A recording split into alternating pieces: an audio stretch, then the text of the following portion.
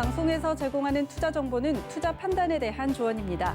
방송에서 제공하는 주식의 가치, 가격 상승 및 가격 하락에 대해서는 방송사에서 보장하지 않습니다.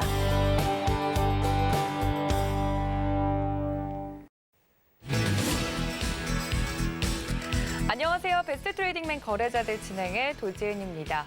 오늘 하루 종일 개인 대 기관과 외국인 이렇게 줄다리기를 하면서 변동성을 키운 하루였습니다. 정말 엎치락 뒤치락 누가 이기나 그런 하루가 장세가 계속 펼쳐지는 하루였는데요. 결국에 누가 승리했다고 할 수 있을까요? 오늘장 리뷰 제대로 해보고요. 그리고 위원님들께서 이야기하는 종목까지 여러분들 모두 종합선물 세트로 챙겨가 주셨으면 좋겠습니다. 또 본 방송에서 제공해 드릴 정보는 투자 판단에 대한 조언일 뿐 해당 주식의 가치나 수익률을 보장하고 있지 않고요. 또 서울경제TV는 자본시장 통합법 준수하고 있습니다. 1:1 투자 상담과 유사 수신행위 등 모든 불법 사항을 엄중하게 금지하고 있다는 말씀까지 전해드리면서 저는 오늘의 위원님과 돌아오겠습니다. 잠시만요.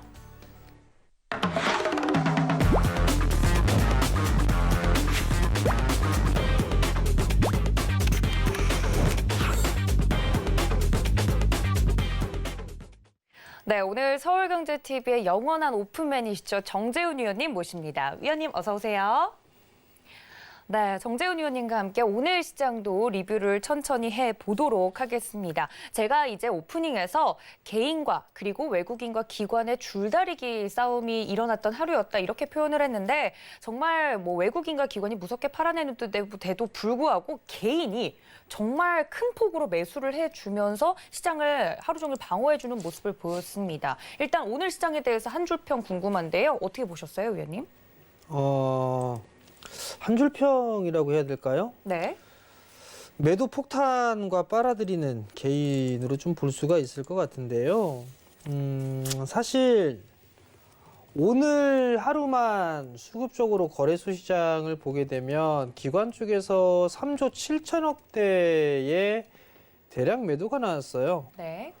외국인 쪽 같은 경우는 7,200억 대의 매도를 기록해주는 그런 모습이었고요. 개인 투자자들은 4조 5천억 가까이 순매수를 해주면서 기관과 외국인 쪽에 매도가 나왔던 그런 부분을 다 흡수해주는 그런 모습들을 좀 보였었는데요. 사실 이게 시가총액 상위 종목군들이 대부분 변동이 좀 나와주는 그런 모습들을 좀 보였었어요. 개인 투자자들이 아마 매수 상위 종목군들을 보게 되면 삼성전자라든가 현대차 뭐 이런 기업들이 아닌가라고 좀 판단이 되는데 이 부분들은 조금 추후에 좀 말씀을 좀 드려보도록 하겠고요. 네. 사실 고점에 대한 징후 많이 올랐어요. 기술적 분석으로 좀 보게 되면 과열 징후가 되고 있는 그런 부분들은 여기저기서 좀 나와주고 있는 그런 사항들인데요. 보조지표나 이런 부분들을 봐도 RSI 같은 경우도 과열권역이 있고요. 이격도 측면에서 놓고 봤을 때도 과열권역에 좀 진입을 해 놓고 있는 그런 사항들이에요. 근데 이게 하루 이틀 이러한 부분들을 보여주진 않았으니까 그러면 다른 부분들을 놓고 볼 수가 있을 것 같은데요. 우선 시장에 있어서 좀 보게 되면 조금 됐죠. 국채 10년물 같은 경우도 1%가 넘어가는 금리가 좀 상승을 해주는 그런 모습들이 나오고 있다라는 거. 그 부분들이 일단 고점이 좀 나오는 그런 부분들이 아닌가라고 좀 판단이 되고요.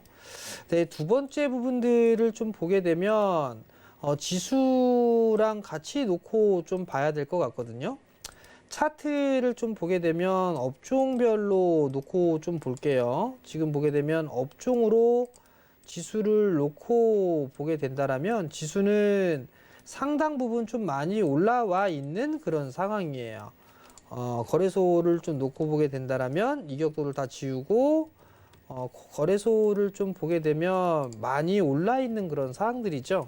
그럼 여기에다가 하나만 더 추가를 해서 한번 볼게요. 하나만 더 추가를 해서 볼 건데 뭘 볼 거냐면 변동성 지수예요. 변동성 지수를 보게 되면 코로나 이슈가 터졌을 때 지수가 급락이 나왔었죠. 변동성 지수는 반대로 급등이 나와주는 그런 모습들을 좀 보였었어요. 네. 그리고 난 이후에 변동성 지수가 하락을 해주는 그런 모습들을 좀 보이면서 지수는 반등이 나와주는 그런 모습들을 좀 보였었거든요. 결국 이게 무슨 얘기냐면 지수하고 변동성은 반대로 움직여주는 상황이에요. 근데 오늘 변동성 지수가 20%대의 급등을 좀 보였다라는 거, 그 부분들은 지수가 좀 조정을 받을 수 있지 않을까? 뭐 그렇게 좀 예상을 할 수는 있어요. 물론 저 또한 마찬가지로 지수가 너무 많이 올랐다 언제든 조정을 받을 수 있다라는 부분들은 계속적으로 좀 말씀을 드려왔어요. 근데 네. 사실 고점을 예견하는 거 어디가 고점이다라는 그런 부분들은 지나가 봐야지만 알 수 있는 그런 사항들이에요. 하지만 이제 여러 가지 부분들을 놓고 봤을 때 좀 변동성이 나올 수도 있다라는 그런 부분들, 뭐 변동성 지수가 전고점을 넘어가는 그런 모습들로 놓고 봤을 때 이게 만약에 내일 시장에 다시 급락이 나오면서 안정을 찾지 않는다라면 변동성은 조금 더 유지가 될 가능성이 있겠구나. 그렇게 좀 생각을 하면 좋을 것 같고요. 그리고 풍부한 유동성이 좀 있었죠. 네. 비트코인이에요. 비트코인이 장중에 4,600만 원대까지 상승을 했어요. 불과 며칠 전까지만 해도. 지금 보게 되면 꾸준하게 정말 급등을 했어요. 급등을 했는데 이 가상화폐마저도 지금 보게 된다라면 4천만 원짜리대가 붕괴되는 그런 모습들을 좀 보였다라는 거. 네. 그렇다는 얘기는 오늘 20%가 넘게 급락이 좀 나왔었어요. 그렇다는 얘기는 유동성에 있어서 차익 매물이 좀 출회되는 그런 부분들이 아닌가 싶어요. 그런 면에서 놓고 봤을 때에 보게 되면 오늘 미국장이 좀 중요하지 않을까 싶거든요. 네. 가상화폐에 있어서는 일단 차익 욕구가 상당히 좀 컸었어요. 그리고 오늘 같은 경우도 국내 시장을 보게 되면 외국인 쪽이나 기관 쪽, 특히나 기관 쪽 같은 경우는 연기금부터 시작을 해서 금융투자까지 차익 매물을 쏟아내는 그런 모습들을 좀 보였었고요. 그러면 오늘 미국장에서 만약에 차익 매물이 나오게 된다라고 하게 되면 이게 조금 더 이어질 그럴 가능성이 좀 있어 보여요. 그렇기 때문에 매수를 하거나 그런 부분들은 사실 조금 돌다리도 좀 두들겨보면서 건너는 게 좀 좋지 않을까 싶거든요. 만약에 네. 이런 최근에 시가총액 상위 종목군들을 좀 좋아하시는 분들이라면 조금 지켜보면서 접근을 해보는 전략은 어떨까? 전 사실 오늘 시장을 보면서 그런 좀 생각을 했었었고요. 이런 변동성은 아마 올해는 좀 많을 것 같아요. 그렇기 때문에 뭐 변동성을 좀 활용한 그런 전략은 상당히 좋다. 뭐 그거까지도 좀 말씀드리도록 하겠습니다. 알겠습니다. 오늘 시장 이제 장 초반에 강하게 들어 올려줬다가 이제 장이 흐르면 흐를수록 매수 매도를 반복하는 이제 개인과 기관 외국인의 이제 줄다리기로 인해서 변동성이 컸던 하루였는데요. 지금까지는 풍부한 유동성이 긍정적으로 좀 작용을 했다면 앞으로 이렇게 변동성이 커질 시장에 대해서는 그만한 대응 전략이 좀 필요하지 않나라고 위원님께서 이야기를 해주시면서 오늘 미장에 대한 이슈가 중요할 것 같다라고까지 말씀을 드렸습니다. 노란톡 활짝 열어두고 여러분들 기다리고 있는데요. 서울경제TV 배트맨 검색을 정확하게 하시고 들어오시거나 QR코드 통해서 입장이 가능하니까 들어오셔서 저희 위원님들과 장중에도 변동성이 큰 장중에도 이야기 나눠보시면 좋을 것 같습니다. 자, 오늘 시장에 대해서 간단하게 한마디 들어봤으면요. 좀 더 깊게 들어가 봐야겠죠. 투데이 이슈로 넘어가 보도록 하겠습니다. 오늘의 이슈 함께 확인해 보시죠. 네, 오늘 단연 시장을 이끌었던 대형주라고 하면 삼성전자와 현대차였습니다. 장중 최고가를 경신해주면서 지금 매수해도 늦지 않았는지에 대한 질문이 쇄도했는데요. 위원님께 여쭤보도록 하고요. 두 번째는 코로나19 때문에 사상 첫 온라인으로 진행되는 세계 최대 전자 IT 전시회죠. CES 2021 참가 국내 기업에 대해서 프리뷰해 보도록 하겠습니다. 네, 이렇게 대형주 위주로 쏠림 현상이 나오면서 어떤 종목들을 개인들이 그렇게 매수했나 살펴보면 역시나 이제 시장의 스포트라이트는 삼성그룹주와 현대그룹주로 이제 쏠린 것 같습니다. 근데 이 삼성전자 같은 경우는 오늘 장중에 9만 원도 갔다 왔고요. 현대차는 계속해서 잘 가고 있는 모습인데 장중 최고가를 이렇게 계속 터치하다 보니까 주변에 최근에 주식에 관심 없던 분들도 이제는 정말 물어보시더라고요. 주식 지금이라도 해야 되냐? 삼성전자, 현대차 좋다는 이야기 풍문으로만 들었는데 지금 사도 되냐? 이런 이야기들을 하세요. 이런 질문 많이 받으셨죠, 위원님? 아니요. 많이 안 받으셨어요? 네. 삼성전자 지금이라도 살까요? 현대차 지금이라도 살까요? 뭐 그런 부분들의 질문은 별로 못 받았어요. 아, 네. 사실 지금이라도 주식을 해야 될까? 이 부분들을 물어보시면 당연히 해야 됩니다라는 부분들을 좀 말씀을 드리고 싶어요. 네. 주식은 당연히 해야 되는 그런 사항들이고 자금이 갈 곳이 없어요, 일단.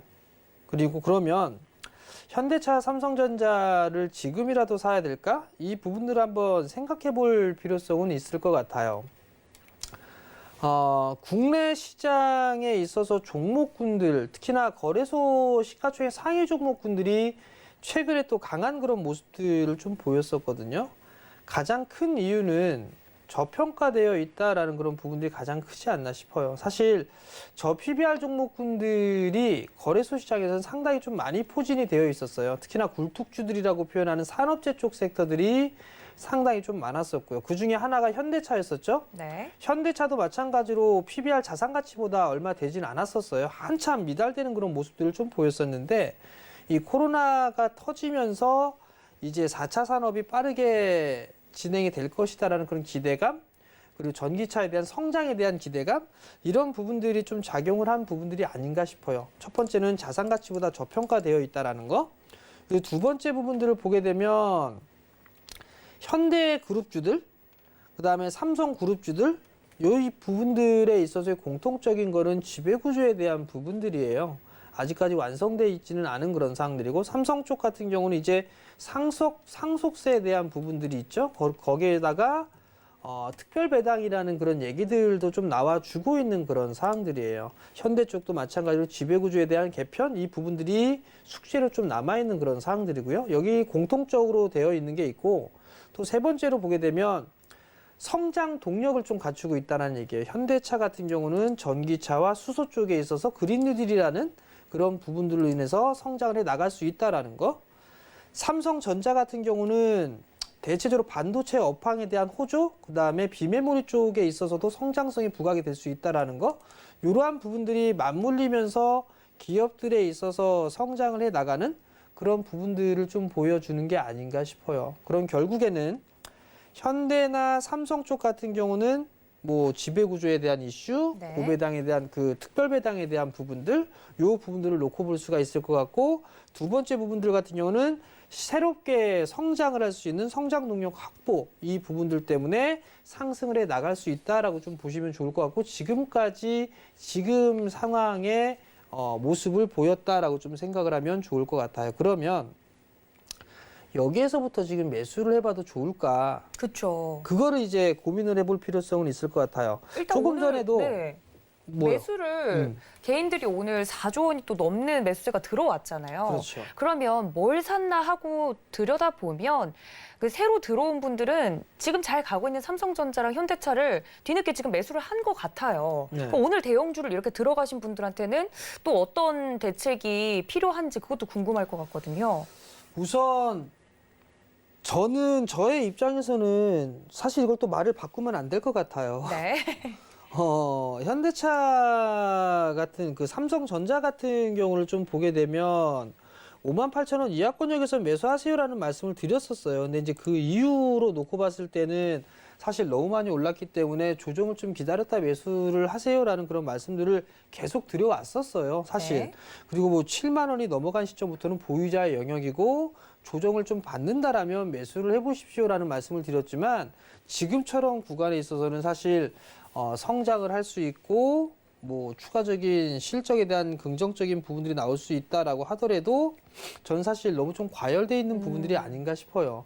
물론 이 선진 시장이나 같은 동종 업계에 있는 선진 시장 쪽에 있어서의 밸류를 좀 보게 된다라면 삼성전자가 여전히 싼 부분들은 맞아요. 네. 싼 부분들은 맞지만 일단 너무 많이 올라 있다라는 부분들이 어떻게 보면 악재라면 악재로 볼 수가 있을 것 같거든요. 단적으로 좀 보자고요. 삼성전자가 성장을 할 것이다라는 그런 부분들을 놓고 봤을 때 왼쪽에 있는 차트는 삼성전자의 월봉 차트예요. 네. 월봉 차트 과거에 쭉 보게 되면 양봉으로 많이 나왔을 때 2016년도 같은 경우는 월봉으로 놓고 봤을 때의 양봉의 개수가 9개월 동안 연속적으로 계속적으로 나왔었어요. 근데 이거는 크게 많이 올랐던 부분들은 아니란 말이에요. 결국 상승 추세대를 1년이라는 시간 동안에 계속 1년이 넘게 상승을 해주는 IT 빅사이클 부분들 얘기가 나오면서 반도체 빅사이클 얘기가 나오면서 올라갔단 말이에요. 근데 지금 같은 경우를 보게 되면 양봉이 상당히 상승폭이 커요. 첫 번째 달에 11월 달에 나왔던 게 18% 가까이 되고요. 두 번째가 21%예요. 세 번째가 지금 현재 12% 정도로 상승을 하고 있는 그런 상황들이고 11월 달부터 시작해서 보게 되면 50%가 넘게 상승을 했어요. 이격이 많이 벌어진 그런 모습들이 나와주고 있죠. 그러면 여기에다가 성장을 해 나가고 있는 종목군들 하나를 좀 보게 되면 네. 카카오를 놓고 볼 수가 있을 거예요. 카카오 같은 경우를 보더라도 이렇게 보게 되면 한 달 좀 잠깐 쉬긴 했지만 네. 양봉이 장대 양봉이 3거래일째 거의 4개월째의 상승을 해 나가면서 이격을 벌리는 그런 모습들이 좀 나왔었단 말이에요. 이때 당시만 하더라도 카카오가 성장을 하지 못할 것이다 라고 생각한 투자자들은 거의 없어요. 성장을 지금도 해 나갈 것이다 라고 좀 전망을 하고 있는 그런 상황들이죠. 그럼에도 불구하고 이격이 과도하게 벌어져 있던 그런 부분들 때문에 한 달, 두 달이라는 시간 동안 쉬어갔단 말이에요. 그리고 나서 양봉으로 돌려 세우는 그런 모습들을 보여주고 신고가의 모습들을 보였거든요. 그러면 고점 기준으로만 놓고 봤을 때를 보게 되면 42만 원에서 32만 원대까지 약 20% 가까이 조정을 받고 난 다음에 신고가의 흐름들을 좀 보였단 말이에요. 물론 이런 종목군들이랑 똑같이 갈 겁니다, 갈 것입니다 라고 말씀을 드릴 수는 없지만 대체적으로 보게 되면 이격이 과도하게 좀 벌어져 있는 그런 종목군들은 더 추가적으로 상승을 하는 그런 흐름들이 나온다 하더라도 쉬어가는 모습들을 좀 보일 수밖에는 없어요. 네. 뭐 셀트리온 같은 경우도 마찬가지죠. 셀트리온이라는 그 기업들도 마찬가지로 상승을 해주는 그런 모습들이 충분히 좀 나올 수가 있는 그런 사항들이에요. 그럼 결론은 시장에 있어서는 많이 올라갔어요. 시장에 있어서는 지수는 많이 올라갔고 시가총액 상위 종목군들이 상승을 해 나가는 그런 모습들을 좀 보이면서 상승을 했단 말이죠. 그러면 결국은 어떠한 모습들을 좀 볼 수가 있냐면은 종목군들 같은 경우는 쉬어가는 모습들 나왔을 때 네. 그때 매수 포인트를 좀 잡는 게 좋지 않을까? 뭐 그렇게 좀 판단을 하고 있어요. 물론 현대차 같은 경우는 이제 PBR 1배 위로 올라왔어요. 네. 사실 전 세계에 있는 자동차 쪽에 있는 그런 종목분들이나 이런 부분들을 보더라도 현대차가 비교적 좀 싸게 평가를 받고 있는 그런 부분들은 맞아요. 지금 보게 되면 월봉 차트를 보게 되면 현대차 같은 경우도 장대 양봉으로 하나 오늘 1월 달에 꽂혀진 것만 고점 기준으로 50%가 넘습니다. 네. 사상 최고치의 실적을 다시 갱신을 했었고 거기에 따라 이격이 좀 과도하게 벌어져 있는 그런 상황들이란 말이에요. 그러면 이러한 부분들에서는 조금 숨고르기가 좀 나올 수 있는 그런 자리대가 좀 되지 않을까 싶고요. 셀트리온도 마찬가지예요. 마찬가지로 한 차례 급등이 좀 나와주고 난 이후에 쉬어가는 그런 모습들이 좀 나왔단 말이죠. 마찬가지로 상승을 하고 난 이후에 이격을 좁혀주고 나서 그리고 나서 다시 상승 시도가 좀 나왔단 말이죠. 그러면 결국은 생각해 볼 필요성이 있는 부분들은 이 친구가 현대차가 됐든 기아차가 됐든 또는 삼성 SDI가 됐든 LG화학이 됐든 간에 성장을 해 나가는 부분들에 있어서는 틀림이 없다라고 가정을 한다라면 네. 지금 무작정 따라 들어가는 그런 부분들보다 계획을 좀 세워야 될 것 같아요. 그쵸. 예를 들어서 나는 뭐 삼성전자든 아니면 현대차든 매수를 할 거야 라고 하게 되면 뭐 비율을 정하는 거겠죠. 1, 2, 3, 4로 정하든가 네. 아니면 뭐 난 1000주를 매수할 거야 라고 한다라면 지금 구간에서 예를 들어서 나는 못 살 것 같아 라고 하게 된다라면 예를 들어서 뭐 오늘 종가 기준으로 91,000원에 매수를 했어요. 예를 들어서. 네. 예를 들어서 그러면 10% 빠지는 자리대 82,000원이죠. 91,000원에서 대충 보면. 네. 그럼 82,000원 자리대에서 10을 샀으니까 91,000원에 그러면 82,000원에서 20을 사세요. 그럼 100주를 샀으니까 200주를 사는 거죠. 네. 그 다음에 10%가 빠져요. 사세요. 다시 74,000원대 3을. 네. 그다음에 또 10%가 빠져요. 그럼 맨 마지막으로 4를 사면 될 것 같아요. 이런 식으로 분할로 한다라면 괜찮을 것 같아요.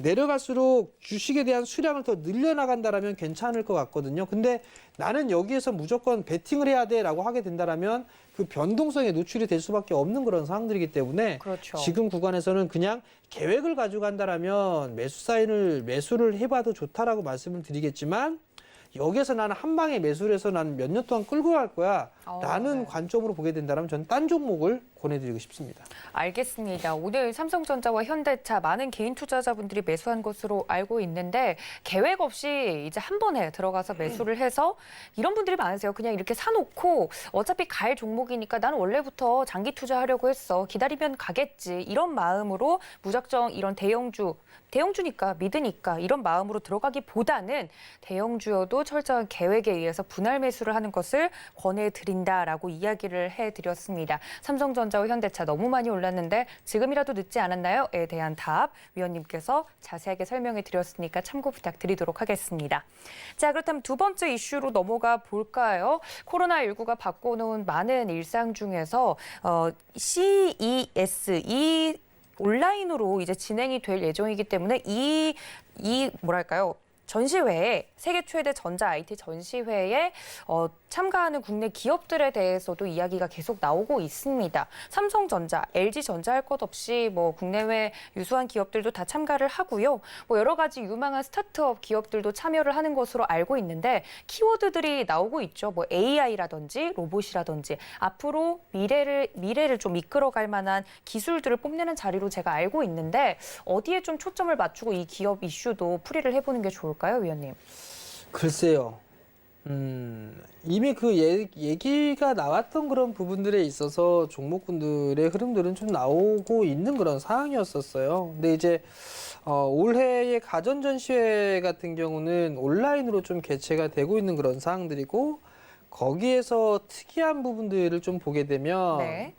작년까지만 해도 중국 기업들의 참여가 꽤나 많았었어요. 근데 그렇죠. 중국 기업들에 있어서 대규모 불참 이러한 부분들이 있었고 대신에 한국 기업들이 좀 많이 진출을 하는 뭐 참가를 하는 그런 모습들을 좀 예상을 해볼 수가 있을 것 같은데 아무래도 뭐 삼성 쪽이나 LG 쪽을 좀 놓고 봤을 때의 얘기가 나올 수 있는 부분은 뭐 TV 쪽이나 스마트폰 이쪽이 좀 될 거예요. 아마 네. 삼성이나 LG 같은 경우는 뭐 OLED TV와 미니 LED TV나 이런 부분들, 그 다음에 좀 더 기술을 보게 되면 롤러블 폰이라든가 네. 폴더블에 대한 얘기, 그런 얘기들이 좀 나오지 않을까 싶어요.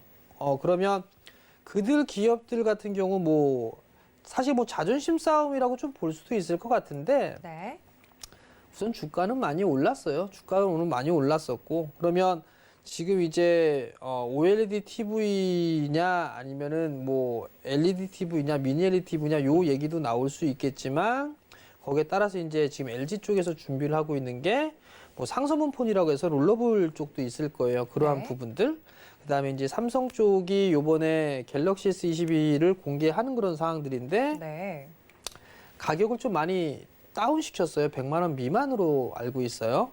대신에 이제 조금 다운 사이즈가 되는 그런 부분들이 있는 상황인데 네. 이쪽을 프리미엄 쪽 프리미엄으로 좀 만드는 것 같아요. 그리고 나서 이제 프리미엄 같은 경우는 폴더블 쪽으로 아마 이게 도약을 해 나가서 그런 식으로 좀 체계를 잡아가는 그런 부분들이 아닌가라고 좀 판단이 되는데 어찌됐든 간에 한국 기업들에 있어서 이 기술력을 뽐내거나 그런 부분들은 상당히 좀 많아요. 스몰캡 기업들 중에서 CES에 참가하는 그런 기업들도 있고요. 한글과 컴퓨터라든가 네.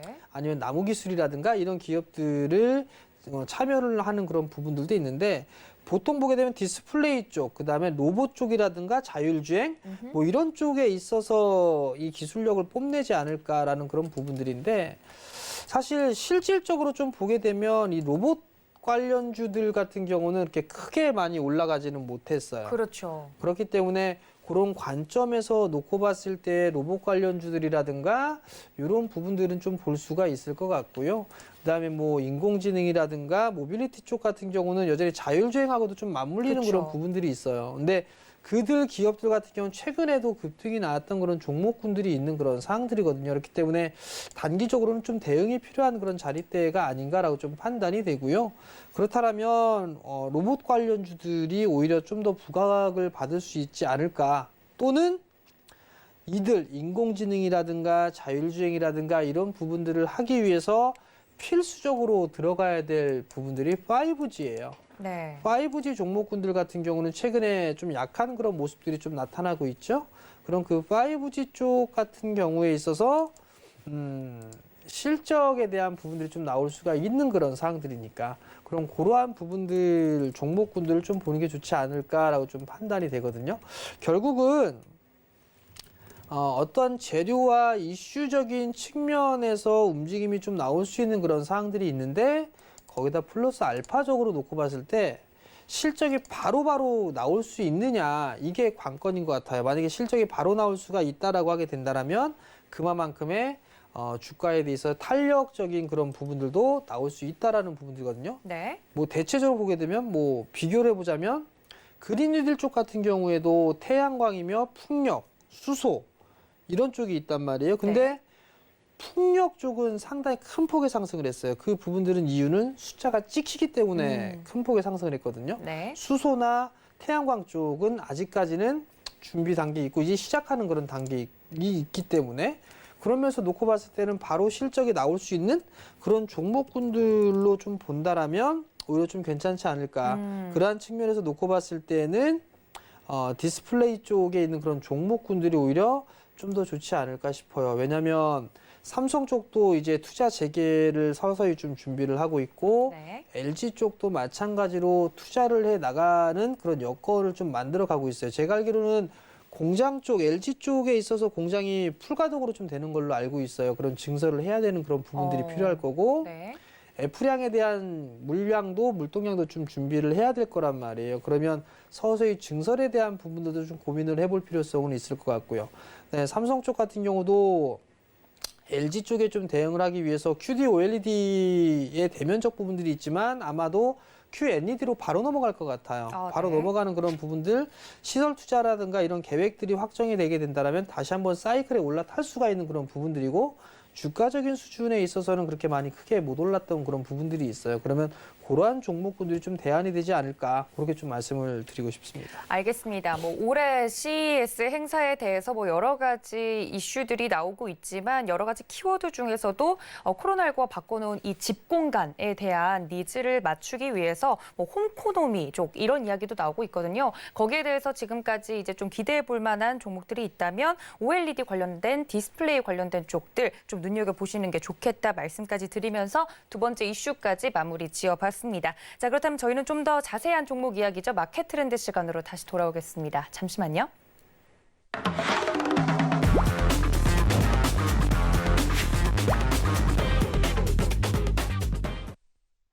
네, 이슈에서 오늘 움직였던 삼성전자 관련된 삼성그룹주들 그리고 현대 관련된 현대그룹주들 이야기를 나눠봤으면요.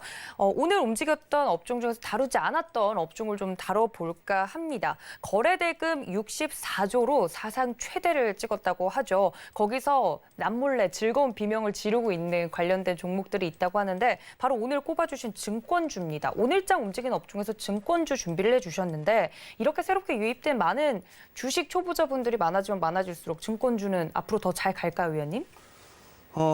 개인 투자자분들의 비중이 많다라는 얘기는 거래 활성화가 좀 많다는 얘기겠죠. 물론 이 증권 계좌를 새로 개설한다라는 것 자체는 다른 투자 상품까지도 할 수가 있는 그런 그렇죠. 얘기도 뭐 좀 주식 될 수가 이외에도요. 있을 것 같아요. 네. 그러면 당연히 수혜를 좀 받을 수 있는 그런 사항들이죠. 거래 대금이 늘어나는 것만큼 주식에 있어서 증권사 쪽에 있어서 이 활성화가 좀 되고 있는 그런 사항들이기 때문에 실적하고 바로 연계가 되는 그런 모습들을 좀 보여줄 수가 있어요. 그리고 거래 대금 자체가 사상 최대치를 좀 기록을 하고 있는 그런 사항들이죠. 오늘 상당히 좀 변동성이 좀 컸었어요. 근데 이제 증권업종도 마찬가지로 변동성이 좀 큰 모습들은 나왔지만 어찌됐든 간에 그나마 안정적인 주가의 흐름들을 좀 보였었던 그런 장점이 있어요. 거기에다가 배당 매력까지도 있는 그런 사항들이기 때문에 최근 들어 상승을 해주는 그런 모습들을 좀 보였었거든요. 자산 가치 대비해서 한 배가 안 되는 뭐 그런 기업들도 있어요. 그리고 나름 개별적인 이슈가 있는 그런 종목군들도 있고요. 뭐 NH투자증권 같은 경우를 좀 보게 되면 주당 자산 가치 19,000원대예요. 19,000원대인 그 주당 자산 가치가 19,000원대이지만 지금 주가는 12,000원 수준으로 놓고 볼 수가 있을 것 같고요. 그 이외에 뭐 상당히 좀 많아요. 뭐 SK증권 동전주인데 주당 자산 가치 1,200원대고요. 이베스트 투자증권 같은 경우도 주당 자산 가치 11,000원대예요. 근데 주당 지금 현재 주가는 7,000원대 있죠. 실적이 이베스트 같은 경우도 뭐 700억대 작년에, 근데 네. 올해 같은 경우는 3분기까지만 해서 1,100억이 넘어가는 그런 모습들이에요. 그런 것처럼 실적이 좋아질 수 있는 그런 모습들이 좀 나와주고 있다라는 거. DB투자증권 같은 경우도 주당 자산 가치가 18,000원대인데 주가는 5,700원대. 올해 3분기까지 실적만 보도 780억대가 나오고 있단 말이죠. 턴어라운드가 좀 되고 있는 그런 모습들을 보여주고 있고 주당 자산 가치가 오히려 더 낮다라는 거, 그게 메리트가 있는 부분들이 아닌가 싶어요. 사실 키움증권 같은 경우도 주당 자산 가치가 10만 원대인데 급등을 하고 있죠. 이제 한 배가 넘었죠. 훌쩍 한 네. 1.5배 정도 수준 되는데 키움증권 같은 경우는 프리미엄을 부과받을 수밖에 없겠죠. 왜냐하면 시장 점유율 1위를 기록을 하고 있는 그런 상황들이기 때문에 거래 대금이 늘어날수록 키움증권 쪽은 오히려 더 수익성은 더 좋아질 가능성이 좀 있어요. 그 이외의 종목군들 대체적으로 증권업종군들에 있어서 자산 가치의 저평가, 실적에 대한 증가, 그러한 부분들 때문이라도 증권주는 좀 더 올라갈 가능성이 좀 높지 않을까 싶어요. 결국 이게 동학개미운동이라는 게 작년 3월 달부터 시작을 해서 이제 조금 있으면 이제 1년이 다가옵니다. 네, 벌써요. 여기서 뚝 끊기는 게 아니라 더 이어질 가능성이 높아요. 그 네. 분들은 고객 예탁금을 보더라도 알 수가 있겠죠. 60조가 훌쩍 뛰어넘었습니다. 고객 예탁금이 증가가 되는 만큼 거래 대금 자체는 늘어날 가능성이 좀 높아 보여요. 그렇기 때문에 증권주들 같은 경우는 조정 시에는 좀 여전히 봐야 되지 않을까, 그렇게 좀 말씀을 드려보도록 하겠고요. 네. 여전히 좀 싼 종목군들이 많다, 그렇게까지 좀 말씀드리도록 하겠습니다. 알겠습니다. 저도 오늘 아침에 이제 모바일로 보통 이제 들어가서 이제 시장을 체크를 하는데 모바일 어플이 잘 실행이 안 될 정도로 많은 분들이 이제 이 시장에 새롭게 유입이 되면서 거기에 대한 시스템 정비를 다시 한다 뭐 이런 이야기도 계속 나오고 있더라고요. 그만큼 주식에 대한 인기가 높아지고 있는 걸 하고 있습니다. 증권주들의 즐거운 비명이 들려오고 있다 이야기가 나와서 말씀을 드려봤고요. 그렇다면 내일장 움직일 업종에 대해서도 저희 위원님께 여쭤봐야 될 것 같은데 제가 살짝 원고를 보니까 뭐 어떤 업종인지 저는 미리 알고 있지만 오늘 코스닥 시장 같은 경우 보면 셀트리온 그룹주가 올랐는데도 불구하고 코스닥은 코스피만큼 가지 못한 걸 보니까 관련된 종목들에 대해서도 좀 흐름을 짚어보면 좋겠다 싶었는데 제약 바이오주를 가지고 나오셨어요, 위원님. 눈여겨봐야 되는 건가요? 눈여겨봐야 된다? 뭐 그런 의미로 좀 말씀을 좀 드린 부분들은 아니고요. 네, 어떤 의미인가요? 많이 빠졌어요. 아, 네, 많이 빠졌기 때문에 기술적인 반등의 흐름? 네. 뭐 그 부분들이 제약바이오 쪽 섹터에 먼저 좀 흐름들이 나오지 않을까 싶은데, 사실 제약바이오 쪽 섹터의 종목군들을 좀 가지고 계시는 투자자분들도 좀 많을 거예요. 네, 버티고 계시던데요. 네, 근데 이제 그 봐야 될 부분들은 헬스케어 쪽은 괜찮게 보고 있어요. 왜냐하면 이 바이든 대통령이 되면서 다시 오바마 케어가 부활할 가능성이 좀 높거든요. 그렇죠. 오바마 케어가 부활한다는 얘기는 헬스케어 쪽에 있어서의 다시 좀 진행이 될 수 있는 그런 사항들이기 때문에 네. 헬스케어 쪽 같은 경우는 괜찮을 것 같아요. 그리고 또 하나는 이제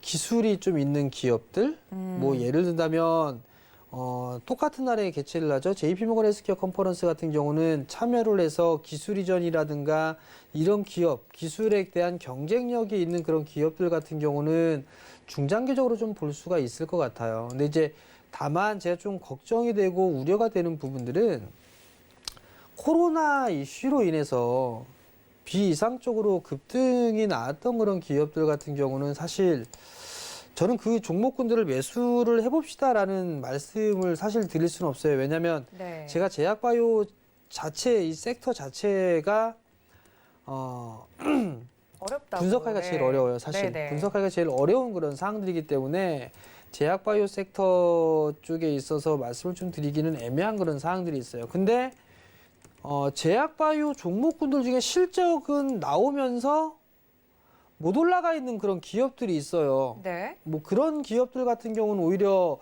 좀 더 괜찮지 않을까? 뭐 그런 좀 생각이 드는데 시간은 좀 걸리더라도 네. 그러한 종목군들이 좀 괜찮지 않을까라는 좀 판단이 들거든요. 그럼 그러한 종목군들 위주로 좀 보는 전략이 좋지 않을까? 그 점을 좀 말씀을 드려보도록 하겠고요. 네. 많이 올라가 있는 그런 종목군들이나 이런 기업들 같은 경우는 반등이 좀 나왔을 때 타협점을 좀 찾는 필요성이 좀 있을 것 같고요. 제가 만약에 제약바이오 쪽을 투자를 한다? 네. 라고 한다라면 저는 다른 쪽보다는 뭐 헬스케어 쪽 아니면 세포치료제?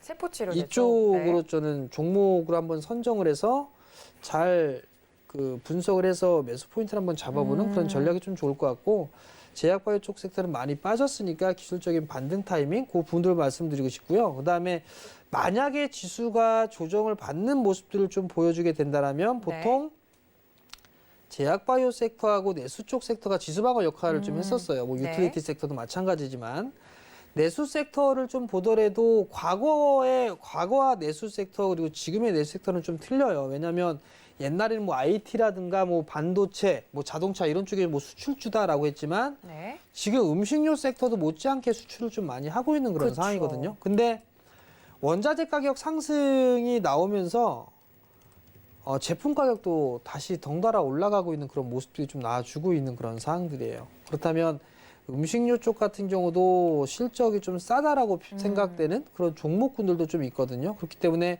내일장 같은 경우는 제약바이오 쪽 섹터 아니면 뭐 음식료 쪽이라든가 이런 쪽에 있어서 종목군들이 어느 정도 지수를 좀 방어해주는 그런 모습들 좀 보이지 않을까 저는 좀 그렇게 판단을 하고 있습니다. 알겠습니다. 보통 이제 뭐 역사적으로 봤을 때 지수 방어를 해주었던 만약에 지수가 조정 시에 방어를 좀 해주었던 게 제약 바이오주와 또 내수 관련주였다 이야기를 해주시면서 내일장 움직일 업종에 대해서 두 가지를 꼽아 주셨는데요.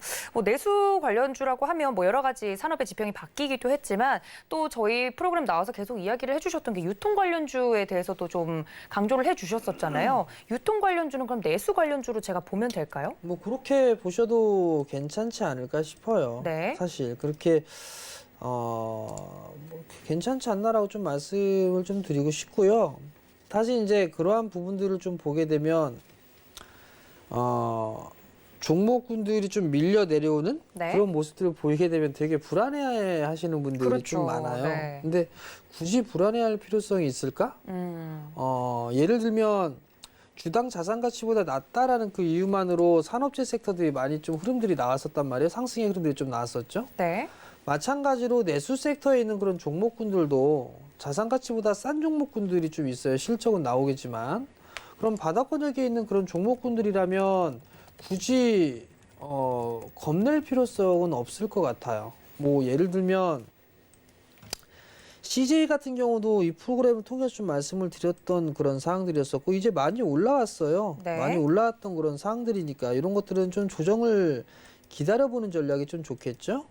또 다른 부분들을 좀 보게 되면 아마 오리온홀딩스 뭐 이런 종목군들도 아마 있을 거예요. 제가 말씀을 드렸던 부분들이니까. 네. 상담으로도 종종 들어오더라고요. 왜 그러겠어요? 빠지니까 이제 이거 지금이라도 걱정되시나 손절해야 봐요. 되나요? 네. 뭐예요? 그런 얘기가 나오겠죠. 그렇죠. 실적이 나오고 있는 그런 상황들이고 주당 자산 가치 31,000원대예요. 뭐가 두려울까요? 안 올라가니까 지루하고 답답해하니까 다 던지고 나서 올라가고 있는 그런 종목군들을 본단 말이에요. 한 가지만 말씀드릴 부분들은 주식은 때가 있습니다. 네. 올라가는 타이밍에 맞춰서 타이밍에 딱 맞게 들어가서 굵고 짧게 먹느냐 아니면 올라갈 거를 기대를 하면서 모아가 가지고 나중에 크게 시세를 나느냐 그 판단이 그게 결정이 될 부분들이고 그건 여러분들의 입맛에 맞게 선택을 하시면 좋지 않을까 그렇게 좀 말씀을 드리도록 하겠습니다. 알겠습니다. 이렇게 내일장 좀 움직일 업종에 대해서도 자세하게 힌트를 얻어봤습니다. 여러분들 노란톡 활짝 열어두고 있는데요. 서울경제TV 배트맨 검색하시고 들어오시거나 QR코드 통해서 입장이 가능하니까 들어오셔서 필요한 정보들 가져가 주셨으면 좋겠습니다. 자, 그렇다면 저희 이제 마켓 트렌드 여기서 마무리 짓고요. 베스트 스탁 시간으로 돌아오겠습니다. 잠시만요.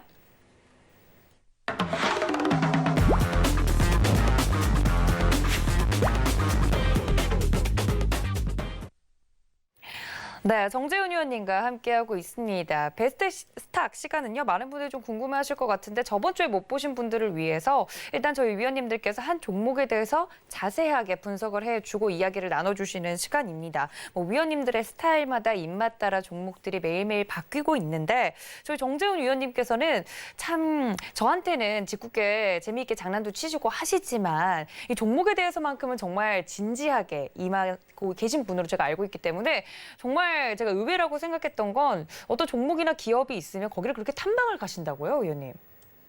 네, 탐방을 가고 있는데 네. 최근에는 코로나 때문에 받지를 않아요. 몸을 사리시는군요. 네, 사리셔야 돼요. 제가 사리는 게 아니라 회사가 좀 몸을 사리고요. 그쵸. 요즘에는 컨퍼런스 콜 전화로 대부분 다 진행을 하고 있는 상황이거나 화상으로 좀 진행을 하거든요. 네. 그렇기 때문에 지금은 탐방을 좀 잘 못 가고 있는 그런 상황이지만 전화로 좀 소통을 좀 하고 있어요. 근데 이게 조금 부족해요. 사실 전화로 그쵸. 하기에는. 한계가 있죠. 그 사람의 표정과 그 손짓, 아, 그걸 다 읽어내세요? 떨림 뭐 이런 걸 봐야 되거든요. 아, 이 사람이 사기를 치나? 아니면 진실된 걸 얘기하나? 그리고 가장 중요한 건 그 오너의 마인드? 뭐 그런 부분들을 이렇게 직접적으로 좀 물어보는 그런 부분들인데 그런 부분까지 네. 오늘 말씀을 좀 드릴 부분들은 사실 두 가지 부류예요. 지금 주식을 하고 계신 분들 중에서도 두 가지일 거예요. 삼성전자 요거 따라가야 되나? 요거 한 부류. 네. 아, 요거 못 따라갈 것 같으니까 나는 좀 안전한 거를 좀 볼래. 모아갈래. 그 부류가 있어요. 그리고 또 하나는 나는 지금 삼성전자 매수해갖고 중장기로 갈 거야 라고 하시는 분이 있고 네. 나는 못 올라가 있는 부분들에 있어서 중장기로 갈 거야, 투자를 할 거야 라고 생각하시는 분들이 좀 있어요. 제가 권해드리고 싶은 거는 전자 쪽이 아니라 후자 쪽이에요. 삼성전자가 이렇게 올라갈 것이다 라고 예상을 하신 분들은 단 한 분도 없을 거예요. 중장기적으로 얼마만큼 올라갈 것이다 라는 전망을 하지만 이렇게 짧은 시간 동안에 삼성전자가 그만큼 올라가고 현대차가 그렇게 올라가고 그런 부분들은 없을 거예요. 그런 것처럼 언제 얼마만큼의 시세의 흐름들이 좀 나올지는 몰라요. 그럼 여기에다가 이제 왜 올라갔을까를 한번 고민을 해보자고요. 성장을 할 수 있다라는 그 부분들이 있어요. 그리고 두 번째는 싸다라는 인식이 있어요. 그러한 종목군들이 상승을 많이 했다라는 측면에서 놓고 본다면 이 종목도 좀 괜찮지 않을까 싶어요. 아까 HTS, MTS로 좀 봤을 때 네. 서버나 이런 부분들에 있어서 뭐 증설이라든가 뭐 이런 부분들 말씀하셨었잖아요. 네네. MTS 뭐 쓰세요? 저는 말해도 되죠? 신한 관련된 걸 씁니다. 신한금융 걸 씁니다. 에이씨, 아니네. 자, 여러분 그건 그런 아닌 원한 것 같고요. 대답이 아니었나요? 네, 원한 대답이 아니에요. 네. 자, 지금 현재 증권사에 있어서 시장 점유율 1위가 어디죠? 그것까지 제가 조사를 못해요. 혹시 키움인가요? 1위야 몰라요? 1위야 영문. 그 제가 쓴 거. 키움증권이 가장 계좌 개설 수가 좀 많아요. 시장 네네. 점유율이 독보적으로 1위예요. 네, HTS는 그걸 보죠. 네. 근데 이제 MTS를 보게 되면 자주 끊기고 그쵸. 먹통이 되고 그런 부분들이 막 집중 그 시간대에 접속이 많이 하다 보니까 과부하가 걸리는 그런 그쵸. 부분들이잖아요. 네. 그러면 서버도 늘려야 되고 증설을 해야 되고 그런 부분들도 좀 있을 거예요. 사실 예전 몇 년 전까지만 해도 그런 모습들을 좀 보여주진 않았는데 네. 이게 어느샌가부터 접속을 하게 되면 HTS 하나 예전에는 한 3-4개 증권사를 다 켜놔도 네. 버벅대는 게 없었거든요. 어. 근데 어느 순간부터 이게 계속 버벅대는 그런 모습들이 좀 나타나고 있어요. 이게 전반적으로 좀 체질 개선을 해야 될 필요성이 좀 있어 보여요. 네. 그리고 두 번째 부분들은 디지털 뉴딜이라는 대통령께서 정부 정책적인 그런 부분들이 있었죠. 그러면서 움직임이 없었던 종목군들 중에서 흐름들이 좀 나왔던 게 삼성 SDS라는 기업이었어요. 이게 또 콜드체인으로 엮여가지고 이렇게 움직여주는 그런 모습인데 네. 어찌됐든 종목은 귀에 걸면 귀걸이고 코에 걸면 코걸이에요. 이 부분들을 왜 말씀을 드리냐면 디지털 뉴딜 쪽에 있어서 연초부터 투자를 진행을 하는 부분들이 아마 그린 디지털 뉴딜이 제일 빠를 거예요. 서버에 대한 증설이라든가 이런 부분들, 정부 정책에 대한 수혜, 그런 부분들을 놓고 봤을 때 충분히 성장을 할 수 있는 그런 부분들이 다우 기술이에요. 다우 기술. 네.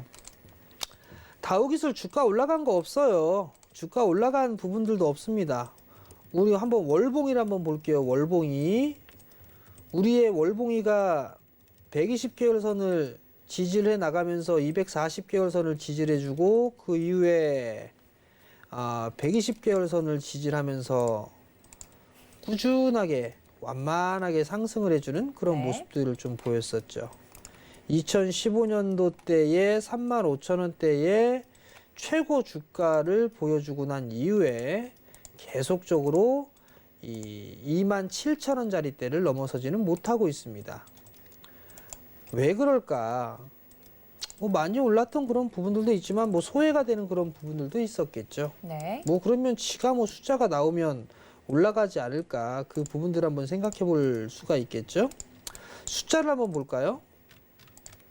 숫자를 연간 기준으로 보게 되면 이놈의 주가가 2015년도 최고 주가를 좀 보였었죠. 2015년도에 35,000원대까지 했을 때 실적을 꼴랑 2,600억이었어요. 2,600억, 2016년도에 2,500억 이후에 주가 실적에 대한 추이는 계속적으로 늘어났습니다. 2016년도에 좀 비슷비슷했다가 2017년도에 한 번 도약을 했고 그러다가 2019년도에 5천억대의 실적을 기록을 했어요. 전체 기준으로 놓고 봤을 때 올해 1분기와 2분기, 3분기 때까지만 했을 때의 실적을 보게 되면 약 7,200억이 넘습니다. 7,163억? 뭐 그 정도 좀 되는 것 같아요. 3685에 3259, 6944에 7,163억 정도 3분기까지 이익이에요. 사상 최고 실적이죠. 주당 자산 가치가 34,000원대. 실적은 잘 나오고 있고 주당 자산 가치보다 안 되는데 주가는 못 올라갔어요. 게다가 추가적으로 놓고 볼 수 있는 거 디지털 뉴딜. 조금 전에 HTS, MTS 부분들에 있어서 좀 문제가 많다. HTS도 마찬가지예요. 네. 버벅대는 그런 부분들이 있어서 서버 점검이라든가 증설이라든가 이런 부분들을 해야 되겠죠. 다우기술 같은 경우는 키움증권을 좀 보유하고 있죠.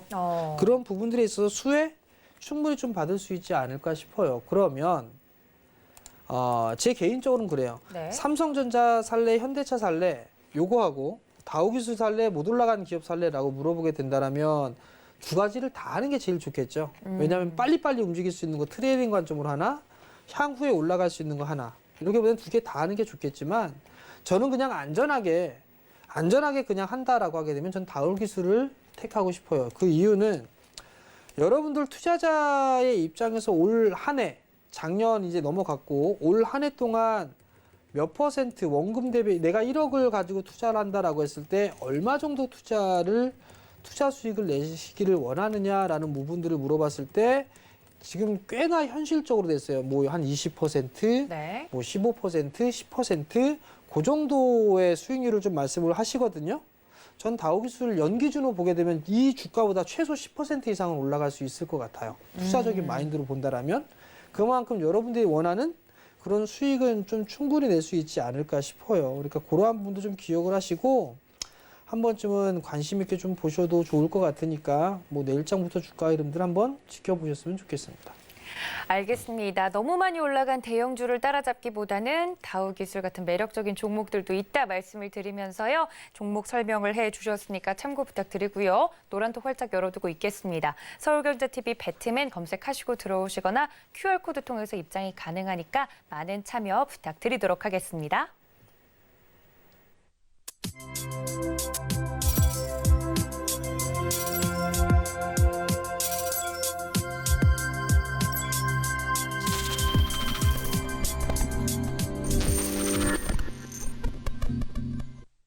네, 오늘도 이렇게 시장에 대해서 젠틀하게 설명해 주신 저희 정재훈 위원님 보내드리면서 인사 말씀 나누겠습니다. 위원님 고맙습니다.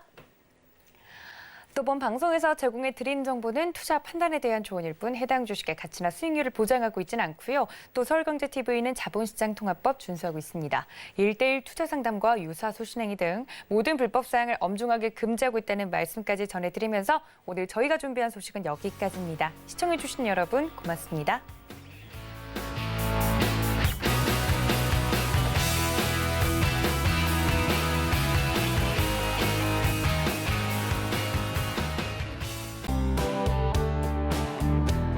본 방송에서 제공하는 투자 정보는 투자 판단에 대한 조언입니다. 방송에서 제공하는 주식의 가치, 가격 상승 및 가격 하락에 대해서는 방송사에서 보장하지 않습니다.